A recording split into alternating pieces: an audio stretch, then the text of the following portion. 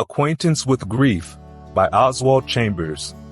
He is a man of sorrows and acquainted with grief. Isaiah 53:3. We are not acquainted with grief in the way our Lord was acquainted with grief. We endure it, we get through it, but we don't become intimate with it. The reason for this is that we don't understand the cause of grief and sorrow in life. Grief and sorrow are caused by sin, but many of us refuse to recognize the fact that sin exists.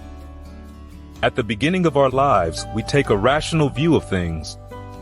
We say that human beings, by educating themselves and looking after their instincts, by controlling the ape and tiger within, can produce a life that will slowly evolve into the life of God.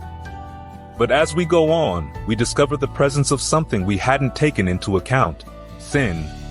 Sin upsets all our calculations. Sin has made the basis of things wild, not rational. Some of us never learn to accept the fact of sin because we don't think it should be there. We have to recognize that sin is a fact. Sin is red-handed mutiny against God. Either God or sin must die in my life. The New Testament brings us down to this one issue. If sin rules in me, God's life in me will be killed. If God rules in me, sin in me will be killed. There is no other possible outcome.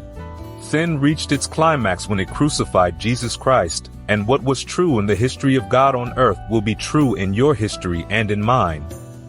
We have to reconcile ourselves to the fact of sin as the only explanation for why Jesus Christ came, and the only explanation for grief and sorrow in life.